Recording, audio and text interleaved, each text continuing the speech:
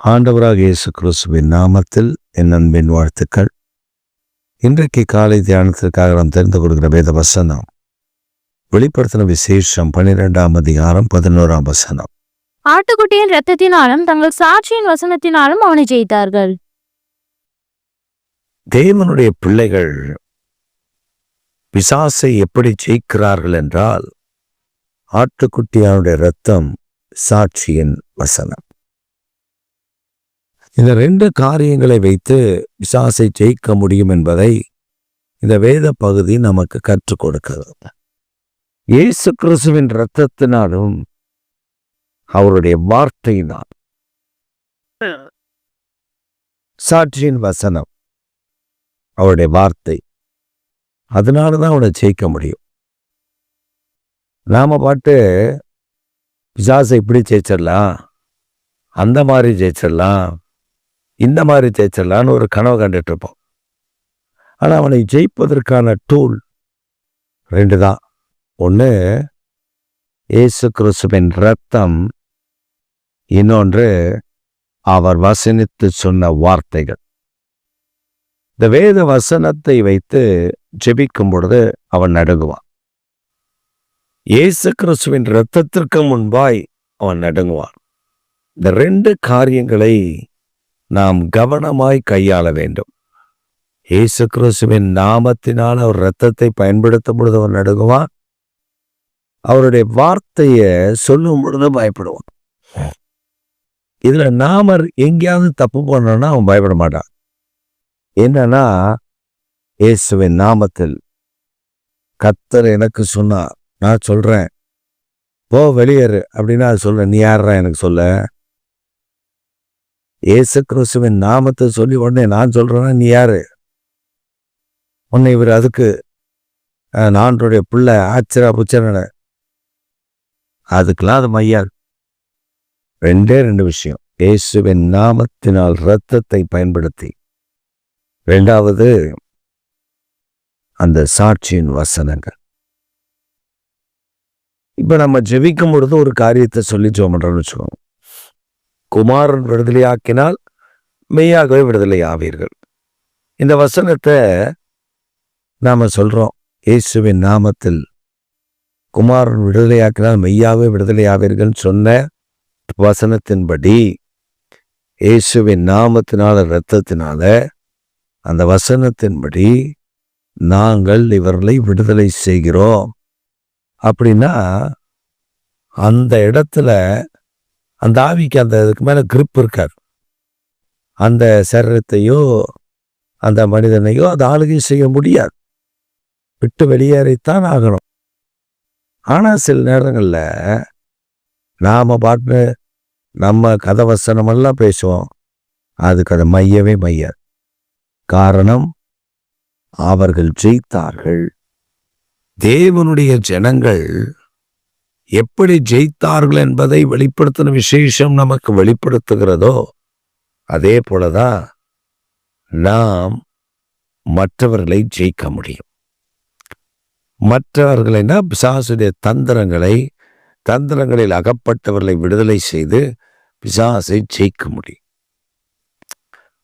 இதை கொண்டு போய் மனுஷனிடத்துல எவனாவது ஒருத்தன் நமக்கு விரோதமா பேசிட்டான், இடம்பிட்டான், கிரியை செய்துட்டான் அப்படின்னா, அந்த மனிதனுக்கு விரோதமா நம்ம இடம்பி அவனை இப்படி பண்றேன் அப்படி பண்றேன்னா, அந்த ஜெபத்துக்கு ஆண்டவர் பதில் தரமாட்டார். ஏன்னா அவன் மாம்சத்தோடு இரத்தத்தோடு நமக்கு போராட்டம் இல்லை.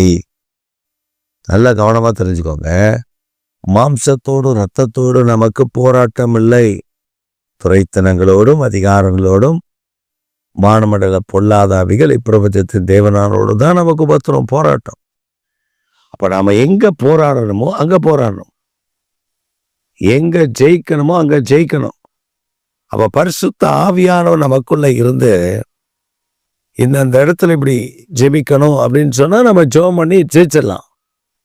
இதைத்தான் கர்த்தர் இன்றைக்கு நமக்கு கற்றுக் கொடுக்கிறார். அப்ப நீங்களும் நானும் ஜெயிப்பதற்காக பிறந்திருக்கிறோம். ஜெயாலியாய் ஜெயிக்க ஆண்டவர் நம்மை வேறு விதித்திருக்கிறார். ஸோ அதனால நீங்க கவலைப்படாதீங்க. தோல்வி அடைவதற்கு அல்ல, ஜெயிக்க. அப்ப நமக்கு ஜெயிக்க ஆயுதங்கள் உண்டு. என்ன ஆயுதம்? இயேசுவின் நாமத்தினால் அவர் இரத்தத்தை பயன்படுத்துவது. 2வது ஆயுதம் அவர் வசனத்தை பயன்படுத்துவது. அப்பதான் ஜெயிக்க முடியும். இந்த ஜெயத்தை பவுல் அழகாய் பயன்படுத்தினார். இந்த ஜெயிக்கிற யுக்தியை பேதுரு அழகாய் பயன்படுத்தினார். இயேசுவின் நாமத்தில் இரத்தத்தினால வெளியேறினா வெளியேறிடும். அதுதான் அதிகாரம். அந்த கிருபை, அந்த அதிகாரம் அந்த வார்த்தையில உண்டு. அப்ப இந்த காலை வேளையில் நமக்கு சில சொல்லுவாங்க, ராத்திரில வீட்டு கதவு வந்து தட்டப்பட்டுச்சு, யாருன்னு போய் பார்த்தா யாரும் இல்லை. ஏன் பயப்படணும்? இயேசுவின் நாமத்தினால இரத்தத்தினால உன்னை கடிந்து கொள்ளுகிறேன்னா அது ஓடிதான் ஆகணும். அவன் நாமத்துக்கு இரத்தத்துக்கு முன்பாக அது நிற்க முடியாது. அவர் வசனத்திற்கு முன்பாக நிற்க முடியாது. அவருடைய வசனத்தை நாம் பயன்படுத்தும் பொழுது அது அங்கே நிற்கவே முடியாது. அந்த வசனம் ஜீவன் உள்ளது. நிறைய பேர் வேத வசனத்தை ஏதோ சாதாரணமாக நினைக்கிறார். ஏதோ பேப்பரு அதில் இருக்கு, ஏதோ புத்தகம், ஒரு 10 புத்தகத்தில் நம்ம படித்த கதைகள், இதிகாசங்கள் என்னென்னமோ இருக்க, அதை போல வேத வசனமும் ஒரு புத்தகம் அப்படின்னு நினைக்கிறார். அப்படி இல்லை. ஒரு சமயம் ஒரு சகோதரி காலையில் சமைத்து கொண்டிருக்கிறாங்க. வீட்டுக்கு பின்புறம் தோட்டத்தில் அவங்க சமைக்கிறாங்க. சமைச்சிட்டு இருக்கும்பொழுது அவங்க என்ன பண்ணாங்கன்னா, வீட்டுக்காரர் ரட்சிக்கப்படாதவர், ஆனால் இவங்க அந்த வேதத்தை எடுத்து மடியில் வச்சு அப்படியே மறைச்சி வச்சு வாசிச்சுட்டே இருக்காங்க. அங்கே சமையலும் செய்கிறாங்க. சமையல் செய்கிறாங்கன்னா சோறு கொதிக்குது. இவங்க இங்கே நல்லா வேதத்தை அந்த டைம் கிடைக்கிற கேப்பில் வாசிக்கிறாங்க. இதை அவங்க வீட்டுக்காரரு குளிக்க வந்தவர் பார்த்துட்டார். உன் மடியில் என்ன இருக்குது அப்படின்னாரு. அவங்க பைபிள்னு சொன்னோடனே, இதை தானே நீ எடுக்க வேணாம் நான் சொன்னேன்னு சொல்லி திட்டிக்கிட்டே அந்த பைபிளை எடுத்து அடுப்பில் தூக்கி போட்டார். நல்லா எரிஞ்சிட்டு இருக்கிற அடுப்பில் தூக்கி போட்டால் என்ன ஆகும்? பைபிள் எரிய ஆரம்பிச்சிச்சு. இனிமேல் இந்த பைபிளை இந்த மாதிரி வேலைலாம் வச்சுக்கிட்டோன்னு வச்சுக்கோ, ஒன்று இப்படி ஆக்கிடுவேன்ட்டு அவர் போயிட்டார். எல்லாம் முடிச்சுக்கிடுச்சு, எரிஞ்சிச்சு, எல்லாம் எரிஞ்சிச்சு. அவங்க அதுக்கப்புறம் எரிஞ்சு உள்ள போயிட்டாங்க. எல்லாம் அந்த வேதாகம் முழுவதும் எரிஞ்சு போச்சு. சாயந்தரம் வேலைக்கெல்லாம் போயிட்டு வந்து அது ஃபுல்லாக எரிஞ்சிருச்சா இல்லை எரிப்போம் ஏதாவது கேப் இருக்கா அப்படின்னு போய் அந்த சாம்பலை கிண்டினா அதில் ஒரே ஒரு துண்டு மட்டும் எரியாமல் இருக்கு. எல்லா பேப்பரும் எரிஞ்சிச்சு. ஒரே ஒரு பேப்பர், ஒரு ஒரு ஒரு பேப்பர் கொஞ்சம் மாத்திரம் ஒரு பீஸ் எரியல, மற்ற எல்லாம் எரிஞ்சிச்சு. அவர் எடுத்து அதை பார்த்தா அதில் எழுதி இருந்துச்சான், வானமும் பூமியும் ஒழிந்து போகும், என் வார்த்தையின் உருப்பாகிலும் ஒழிந்து போவதில்லை. நட்டிங்கி போன மனுஷன் மனைவிட்ட கேட்குறா, இது என்னதுன்னு. அப்பதான் அந்த மனைவி அப்பதான் கெத்தா சொல்லியிருக்காங்க, எங்க ஏசப்பாவுடைய வார்த்தை எது வேணா மாறி போகும், ஆனா அவர் வார்த்தை வானமும் பூமியும் ஒழிஞ்சு போனாலும் அது மாறாது. நீ ஒரு பைபிளை தான் எரிச்ச, ஆனா அந்த வார்த்தை ஜீவன் உள்ளது. எத்தனை பைபிளை நீ தூக்கி சுமக்க போறன்னு பாரு அப்படின்னு சொல்லிட்டு அவங்க போயிட்டாங்க. அந்த மனிதனுக்கு இரவெல்லாம் தூக்கம் வரல, ஜோரம் பிடிச்சிச்சு. அப்புறமா என்னை எங்கேயாவது கொண்டு போ, அந்த ஏதாவது உங்கள் சபைக்கு யாராவது வந்து ஜோம் பண்ணுவாங்க, ஏதாவது மந்திரிப்பாங்களா, எங்கள் பாஸ்டர் வந்து ஜோம் பண்ணுவார் இருன்ட்டு அவங்க பாஸ்டர் வர வச்சு அவருக்கு ஜெபித்த பின்பு தான் அவருக்கு அந்த ஜோரமெல்லாம் சரியாச்சு. சரியான பின்பு அவர் சபைக்கு வர ஆரம்பித்தார். எல்லாருடைய கையில் அந்த வேதாகமம் இருக்கிறத பார்த்துட்டு, இந்த வேதாகமம் உண்மையிலே வல்லமை உடையது என்று சொல்லி அவரும் வேதத்தை தூக்கி அவரும் அவருக்கு ஊழியக்காரனாய் மாறினார். இது பெரிய சாட்சியாய்